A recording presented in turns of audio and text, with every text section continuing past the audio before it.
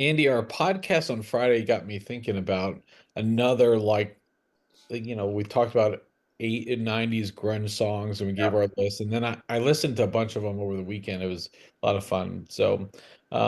But it just reminded me of the death of music videos. Oh yeah.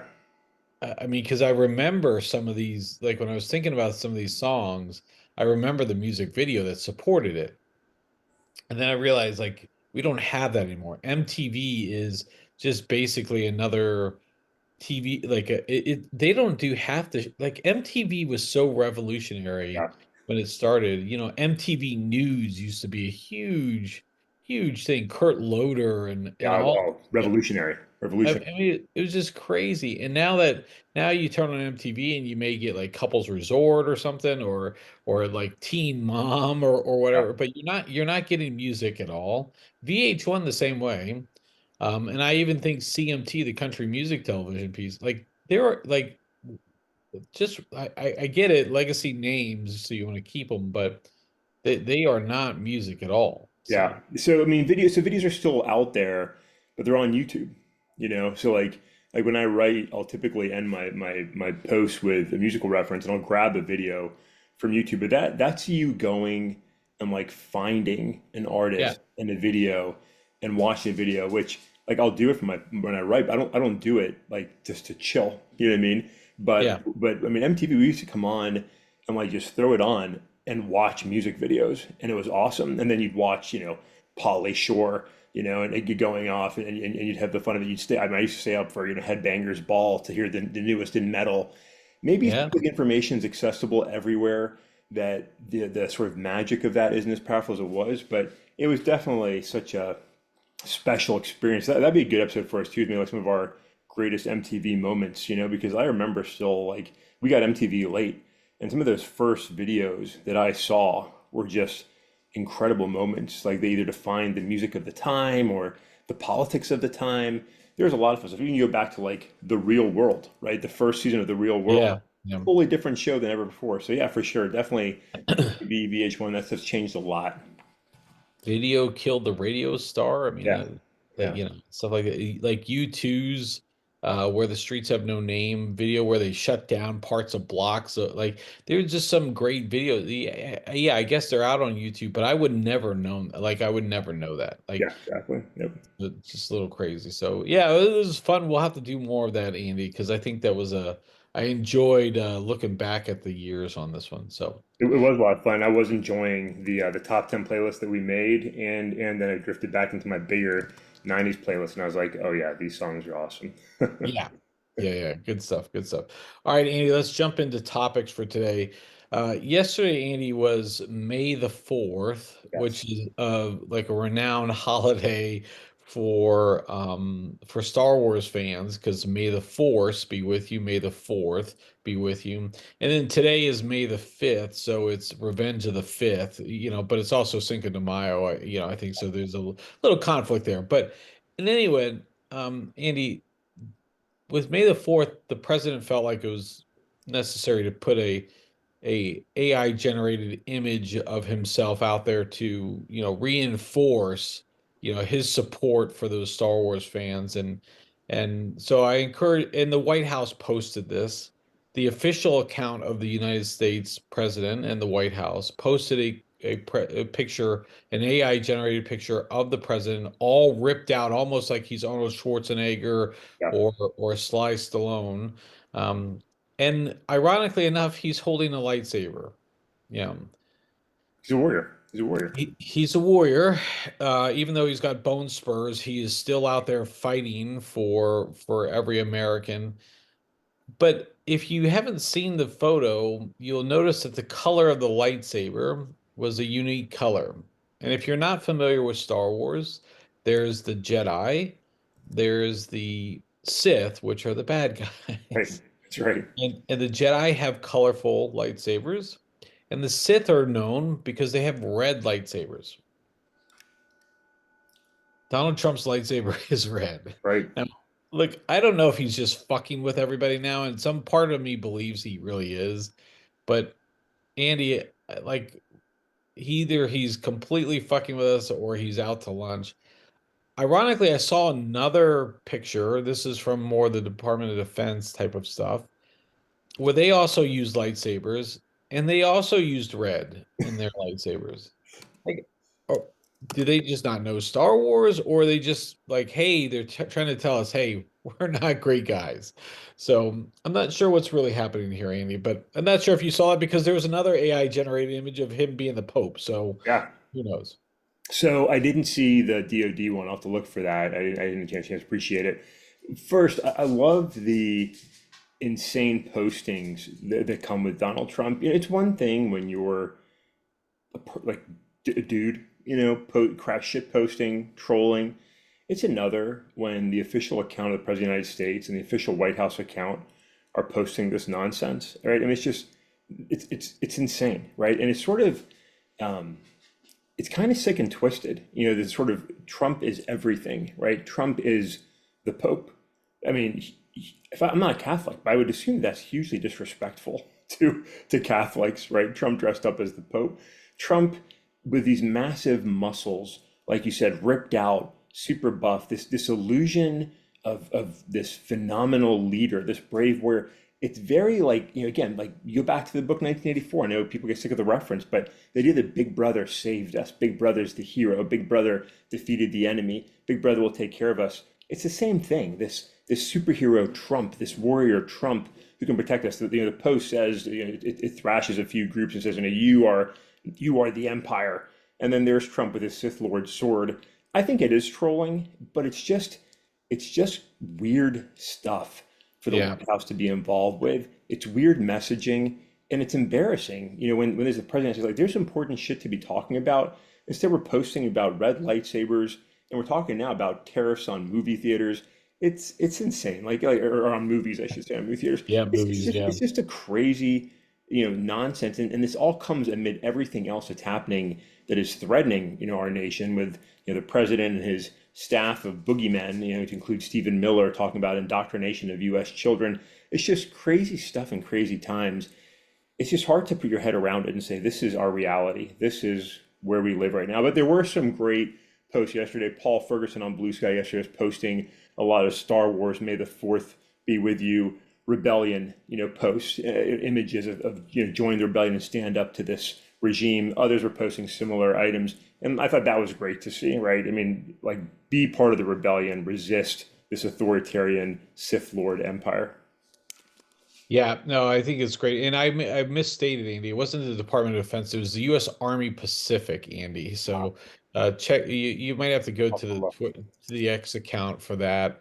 But it's all but you're right, Andy. I think this is just it's highly unusual, highly like it just is weird. Like let's call it what it is. It reminds me of those Trump EFTs that he was trying to sell where he's like again like the that people actually bought, people were actually involved with, and so on and so forth. That uh, Trump is your idol. Maybe we need to rethink our priorities. Then Yeah, it's just really weird. I mean, it's just not how any of this is supposed to happen. It's not how any of this is supposed to work. That, by the way, that's my new T-shirt, Dave. I don't know if you saw this.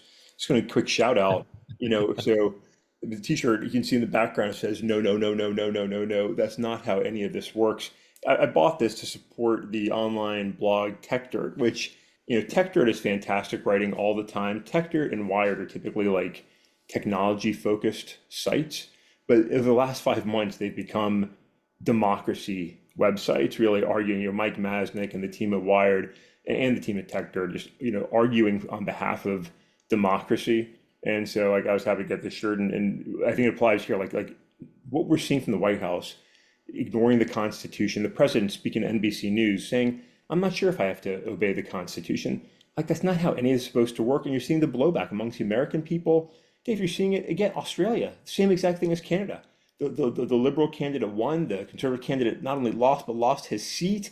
Like you're seeing the world reject the Trump empire. And Americans too, except for certain segments, are saying like, this is not right. This is not what I want to see. And I want to see how American Catholics embrace the Pope image. Like, I want to see the defense of that image from American Catholics. I'd love to see them say, hey, that's okay, that's fine, that's not weird at all. But anyway, Dave, sorry, I'm rambling.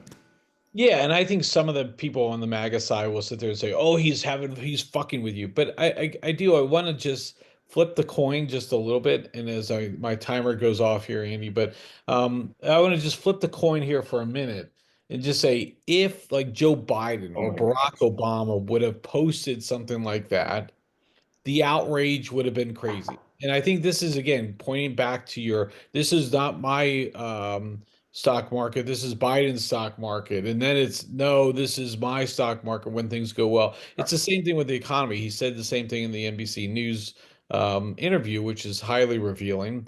Encourage people to go look at it. But it is effectively everything that's good in the economy is because of me. Everything bad in the economy is because of Biden. And again, I think we just know, like if you're going to really, proceed in this world, please go up and read and not just listen to sound bites from your, idol worshiping or whatever. So, Yeah, all right, all right, Andy. Do you anything else on that one, Andy? I'm more than ready to move on.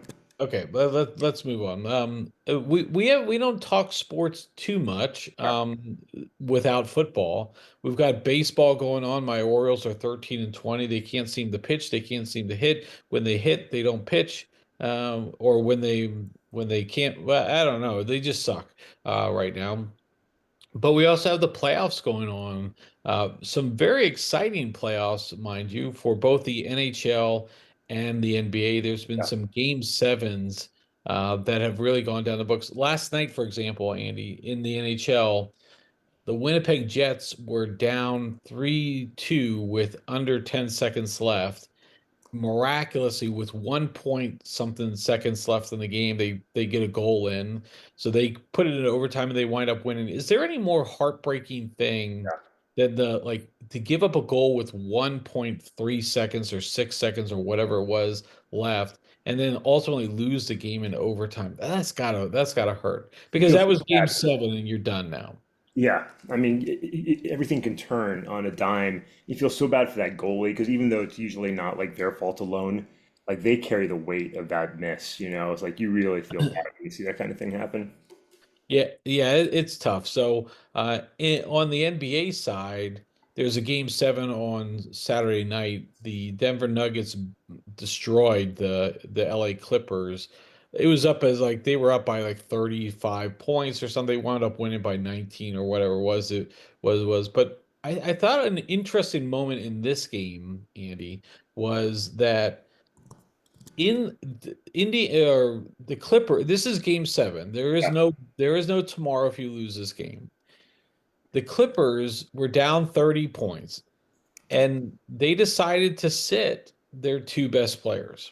Like that was over. Like so they had effectively conceded going into the fourth quarter the game. Yeah, How do you feel about something like that? I mean, like I don't know. I get it. I mean, look, I get it. yeah.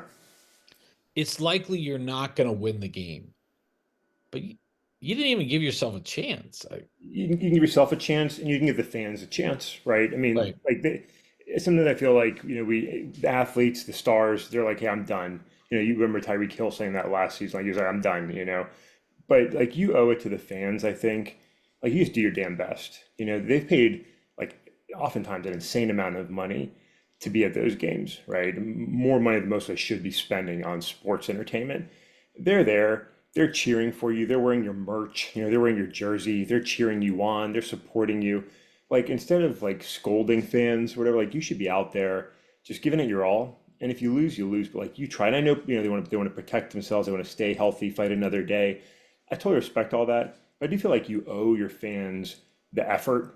Like we're gonna try and win. Like we're gonna do our damn best to win. And if there's like 3 minutes left and you're still down, 20 points, like maybe you start to dial it back. But a whole quarter, a whole half, a whole period, like you play your best players and you do your best to win the game. Your fans deserve that. Yeah, I mean, it is typical within like 2 to 3 minutes left to go in a fourth quarter. If you're down by a significant amount, then yeah, you pull your people out, get some bench guys in, whatever. But man, to start the quarter that way.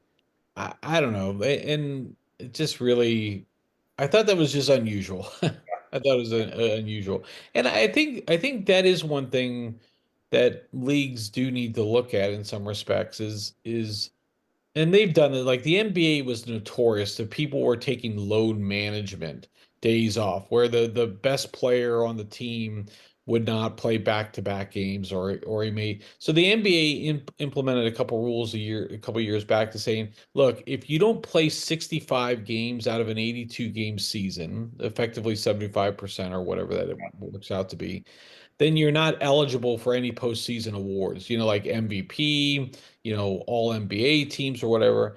Um, and that's not to discount, like if you have a real legitimate injury, that's one thing. But Yeah, yeah, if you're just sitting out for load management, like it's tough. But I do feel like leagues have to. It's not that big of a deal in other leagues, but for some reason in the NBA, where they had just a big player empowerment era, that was something that I think they're trying to bring back the ship now. But I thought this was just really bad in that respect. Your team just gave up at that point. So yeah, yeah. And I think, this is one of the drawbacks to the NHL and the NBA, and that they play so many games that a single game outside the playoffs doesn't have the weight that it needs to have. And so you can skip a game, you can skip a couple games, you can choose not to travel, you can go to, and like one game in of itself isn't always necessarily so consequential, so they can justify it. And that's what, again, one more thing I love about the NFL is every game matters, right? You've got you yeah, because that one game you lose, or that one game you don't score enough points,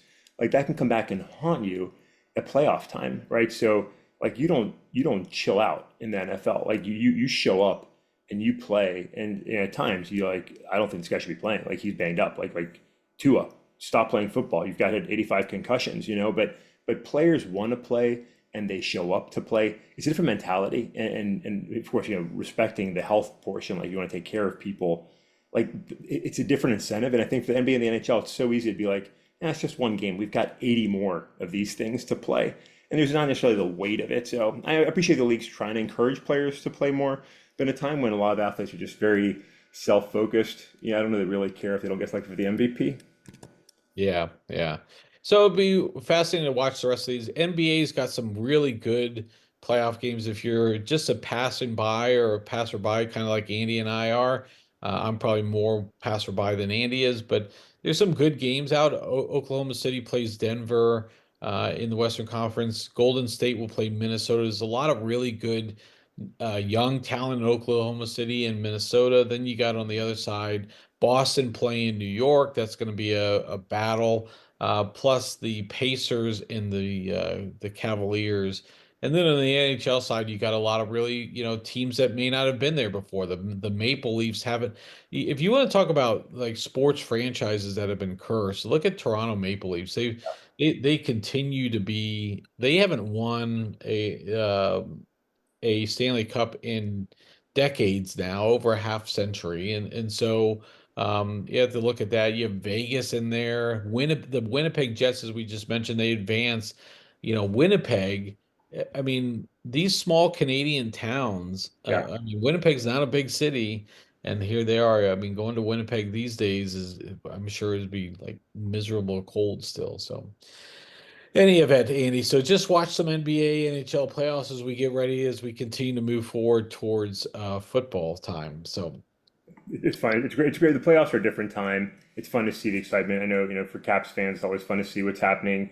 Again, I don't watch a lot. I try and just keep up with what's happening to be in the know. But it's a fun time, and the fact we've got these playoffs going, MLB starting, you and your misery with the O's. It's just fun to see, and it's fun to see cities like Vegas that are still kind of new to pro sports all over yep. the place. With championships under their belt, and then these small towns and cities. I mean, that's as much as I loathe the Packers, like that's one of the appeals of Green Bay is these small towns and communities and them having a chance to rally for their teams. Like you love to see it. Yeah, yeah. No, I think that's fair. Okay, Andy, let's talk a little bit about follow up on some pop culture stuff. Most notably, the Thunderbolts Yeah. with the asterisk had a great opening weekend. It's gotten great reviews.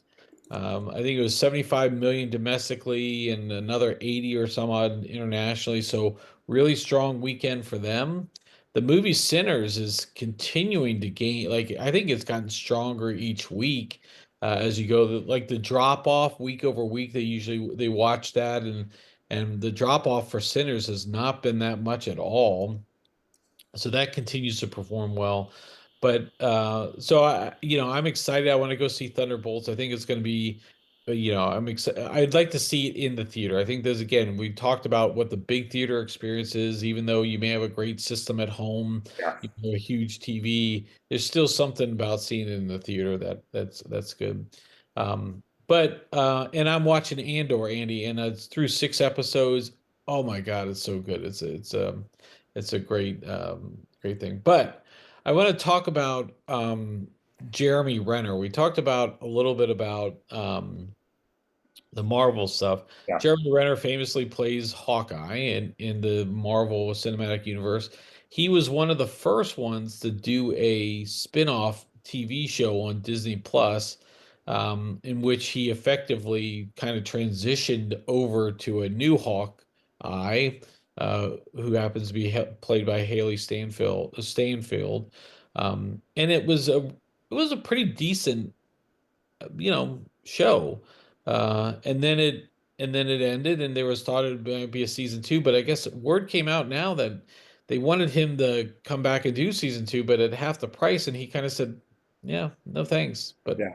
interesting. So Yeah, so I mean, you covered a lot in there. So one, very excited about Thunderbolts. Two, Sinners was not on my radar till I was talking to my son about it, and all he'd do was tell me that Michael B. Jordan is in it, and I was like, "Oh, what is this? I want to go see it. I want to go check it out." So I love Michael B. Jordan. I think he's so fun to watch. So I still know nothing about the movie, but I'm excited to go check it out just because of the actor, which is rare for me.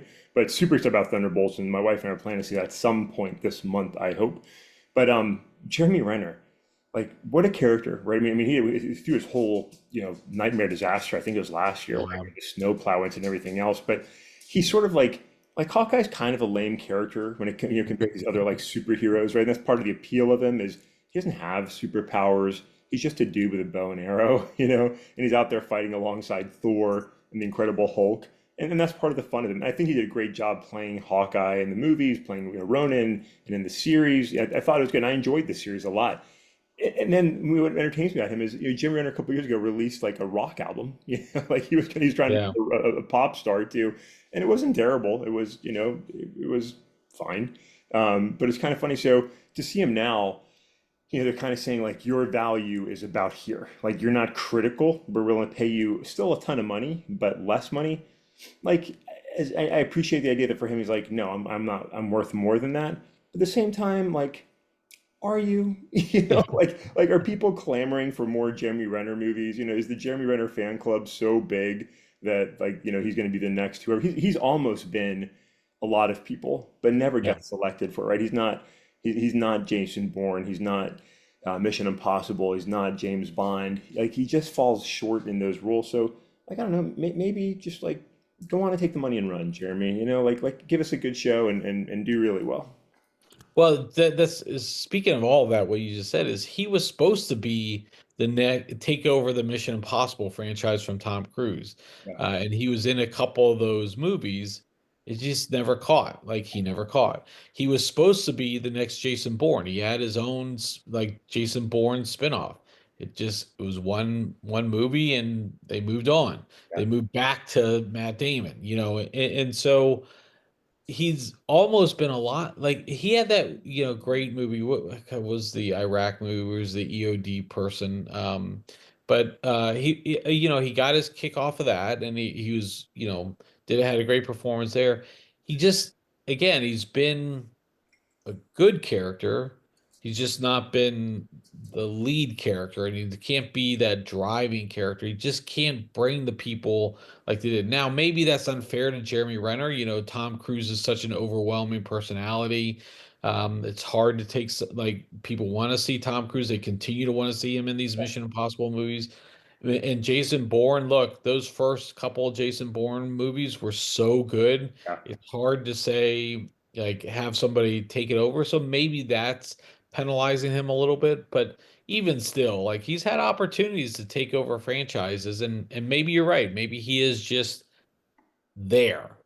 This is his level of what to expect for Jeremy Renner. So And he's done really well, but it's kind of like, who does this really well, sort of talent management, is pro wrestling, right? Pro, yeah, pro wrestling, they give guys a chance to get out there, guys and gals a chance to get out there.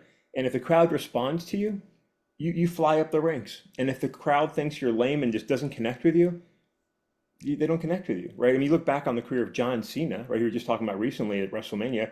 When John Cena came out, like he was a good wrestling talent, incredibly boring, and people were like, "Nah," yeah, like he was almost done. He was just kind of like yeah, around on the tour bus, and then it hit, right? He came out rapping, and Vince McMahon said some things, and Cena responded, and it got the crowd excited, and all of a sudden he was on fire, and it launched a career that's been phenomenal. But he had to show that like I can get people excited, they're going to come out and cheer for me, and that's the story of all of it, right? The Hulk Hogan storyline, and you saw so many come after, right, in that transition period, where like, how do we replace an icon like Hulk Hogan in the ring? And it was very hard, right? It was a big transition. And so Hollywood doesn't try to do that as well. Like you can't force a character in. Like you can't just replace Tom Cruise. People see him as a character, like that's who it is. You can't just replace Arnold Schwarzenegger as a Terminator, right? If you put somebody else in, people just don't care because he is the right. Terminator. And so, like Jeremy Renner, good actor. We appreciate you. We enjoy you. But you've got a role to play. Like own it. Be proud of it. Embrace it. Yeah, I think that's an interesting comment you brought up. Like wrestling does do, like they spend a lot of time in developing their storylines, and now you can sit there and say, it's wrestling, but they do. Like again, you mentioned John Cena, but there's other examples as well as somebody who, like The Rock, wasn't really, Yeah. you know. He was Rocky, and they tried to give him this little edge, and he just never did. And Yep. then he had the ultimately something clicked. One episode clicked, and he became this whole global icon now, on a lot of different levels. It happens all the time. Movies and TV shows, like I think there's just so much involved that people, maybe mostly it's the egos get involved, that they're not willing to like invest that time in things. They want that that flagship, show or whatever where they're the lead.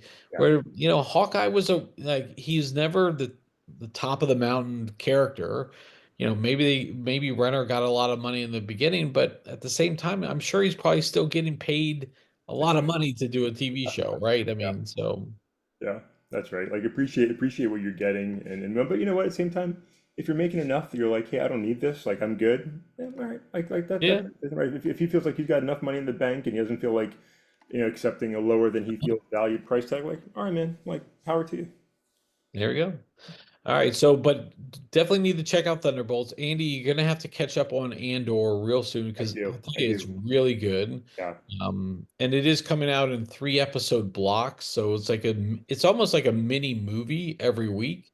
So I think it's been really good. So definitely check those out, and anybody else who's listening, you should check them out as well. So, but there is with the Thunderbolts, there is hope on the horizon. Now you got Fantastic Four coming out. Yeah.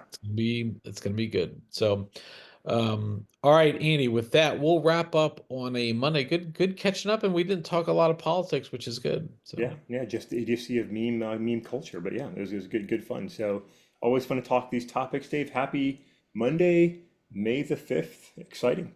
Happy Cinco de Mayo to you, Dave. yeah, there we go. Happy Cinco de Mayo. So, all right, Andy. With that, we will catch up with you on Wednesday.